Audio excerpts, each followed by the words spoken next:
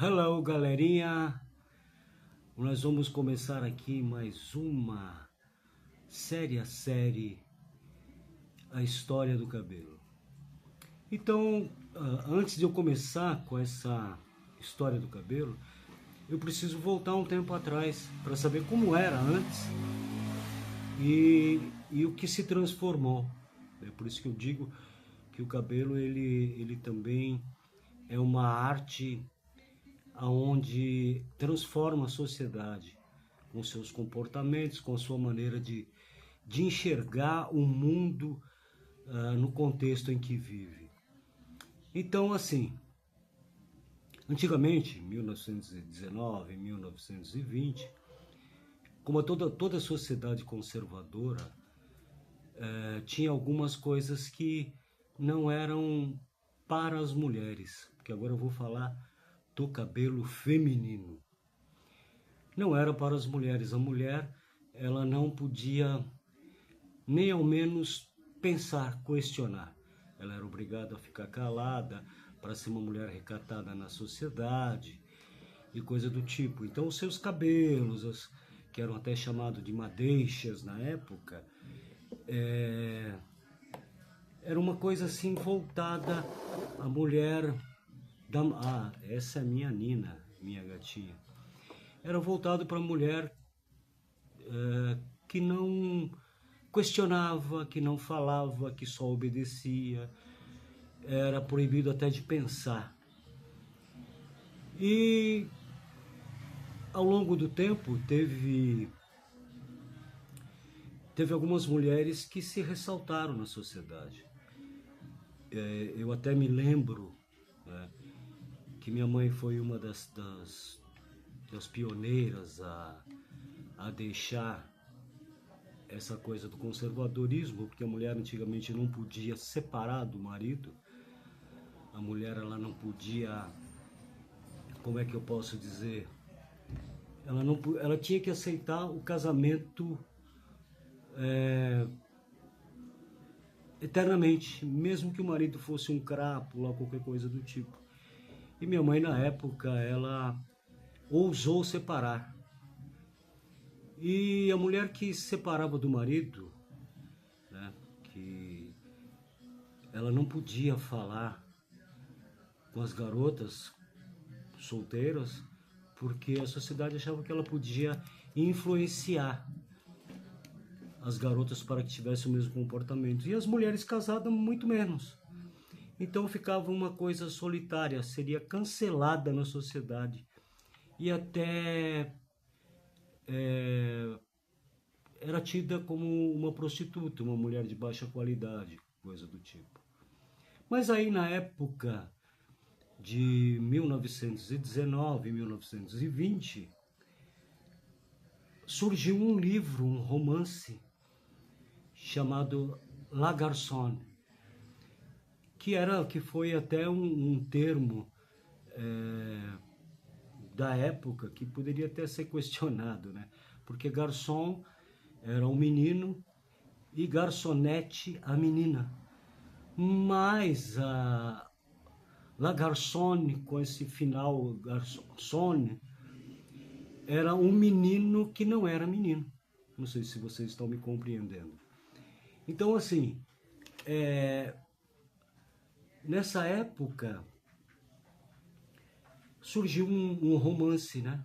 Porque o cabelo, a moda, sempre foi assim, nas eras futuras, foram ditadas até por novela, por coisas do tipo. Mas em 1919, 1920 não tinha essa questão da novela, não tinha essa questão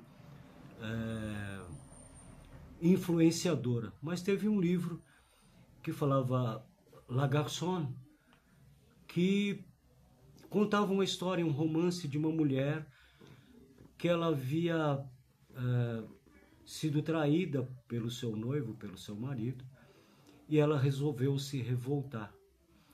E a primeira revolta dela foi fazer um corte curtinho, mas era curtinho. E essa mulher resolveu afrontar a sociedade da época, né? A mulher não podia beber, a mulher não podia fumar, a mulher não podia andar em baile sozinhas, ou coisa do tipo. E ela tomou essa atitude no romance desse livro. Cortou o cabelo curtinho, começou a fumar, começou a beber e mudou esse comportamento. Lá mais tarde, uma outra revolucionária, Coco Chanel, ela como era costureira de família pobre, começou a costurar, começou a fazer vestidos para a alta sociedade. Ela foi o boom da alta sociedade e ela começou a crescer. E ela começou a cortar o seu cabelo reto e com aquela franjinha. Então aquele cabelo com um biquinho aqui assim, reto, com a franjinha, que era um escândalo da época. Não se sabe quem começou o que, se foi o livro, se foi a Coco Chanel. Por isso que se deu o nome de Chanel, aquele cabelo retinho, com bico aqui, que logo os bicos começaram a crescer. E esse cabelo, né, até na época foi chamado de bob, porque aí foi short bob, que é o curto bob, o long bob, e assim por diante. E a partir daí deu-se a moda do Chanel. Então as mulheres começaram a aderir naquela época, isso como moda assim revolucionária. Tanto é que hoje em dia, quando uma mulher, uma senhora corta o cabelo mais curto, diz, nossa, você parece mais jovem. Por quê? Porque ainda ficou a áurea do revolucionário, do ímpeto, sabe, daquela coisa. E essa Coco Chanel, como La Garçon, elas começaram a ter, vários homens começaram a se encaixar no mundo masculino da forma livre, da forma independente. Então eu digo para vocês que o cabelo, ele tem história. O cabelo, ele traz com ele algo revolucionário. A arte, a música. Tanto é que naquela época se tocava o Charleston, onde a mulher usava aquele colar comprido, pendurado, e rodava com umas sainhas e tal, que era, mulher não podia estar dançando em baile assim sozinha. E teve várias mulheres depois na sequência usando essa dança Charleston, né? Usando aquele cabelo Chanelzinho, vocês já devem ter visto, com aquela piteira comprida, fumando cigarro e coisa e tal. Isso era um tapa na sociedade. O conservadorismo, ele sempre vai ser combatido porque ele dita regras que quebram a liberdade de expressão do homem, da mulher, de todo mundo. Porque os conceitos de moda, ele é justamente para quebrar essa barreira da proibição, das regras, das normas, né? Por isso que a pessoa diz, isso não é normal. Não é normal, é porque existe uma norma a ser seguida. Mas quem coloca essa norma, né? E aí vive todo esse questionamento. Tanto é que, inclusive, o brinco que o homem usa hoje, quem começou a usar primeiro foram os homens. Lá na época dos hebreus, onde o homem, para ser marcado como escravo, eles colocavam 2 pregos na orelha, né? E aí, com o tempo, a mulher começou a achar bonito essa história do prego, começou a colocar prego de ouro, e aí foram fazendo outras modificações, foi ficando mais bonito e coisa e tal. E o pirata, porque o pirata fugia da escravidão, ele se tornava pirata porque ele fugia da escravidão. E ele precisava atirar. E quando ele atirava, aquela pistola, ela ia para trás e arrancava do lado direito, porque na maioria das vezes eram destros, né? E ficava só com um brinco. E aí o homem começou a usar de um lado só. Hoje, garotos uns de um lado, do outro, e já lá em 1960, Jimi Hendrix usava os dois lados do brinco. Então, assim, o cabelo feminino também traz uma história revolucionária. O cabelo feminino, ele, ao longo do tempo, ele veio se modificando, veio aperfeiçoando, e a gente teve chapinha, já contei essa história da chapinha e tudo mais, mas se perdeu na história. Muita gente não sabe, né, por que Chanel, né, não associa Coco Chanel, que foi uma grande revolucionária, entendeu? Que ditou as regras para a mulher ser livre, entendeu? Dessa questão, dessa imposição do conservadorismo machista. Então o cabelo, ele além de ter uma história bonita, que foi um livro de romance, né, o Le Garçon, ele tem uma profundidade na sociedade, tem uma mudança na sociedade, que é muito importante. Então, eu venho falar disso porque essa história, a história do cabelo, ela precisa ser contada. Assim como eu às vezes bato na tecla para que se conte a história da escola no Brasil, né? Porque lá nos primórdios, as pessoas que não tinham condições financeiras não podiam ter professor, não podia ter escola, né? E por isso os professores agiam de uma forma até muito rude nas escolas e tal. Isso é uma outra história, eu não vou entrar nesse mérito. Eu até propus certa feita que a professora Flor, que nós falássemos numa live a respeito disso, de como se tornou essa violência dos alunos contra os professores, e por que tudo isso aconteceu, como a gente poderia reverter.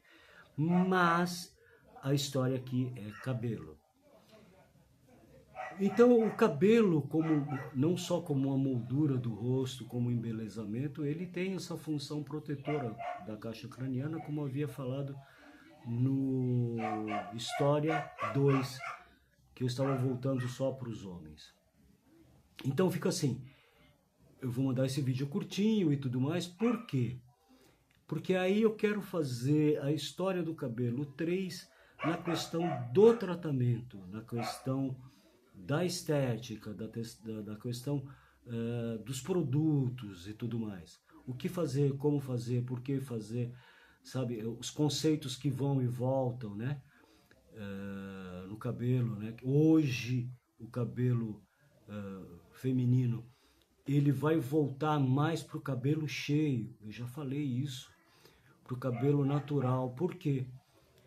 Porque na medida que a mulher vai para o trabalho, ela tem um compromisso para o trabalho, ela tem que ser prática. E a praticidade está voltando, né?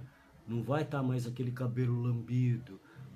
Já falei que vai voltar aquele cabelo que a gente chamava de corte selvagem, da Farrah Fawcett Majors. Então eu queria dizer para vocês o seguinte, o cabelo é puramente história também. Tá?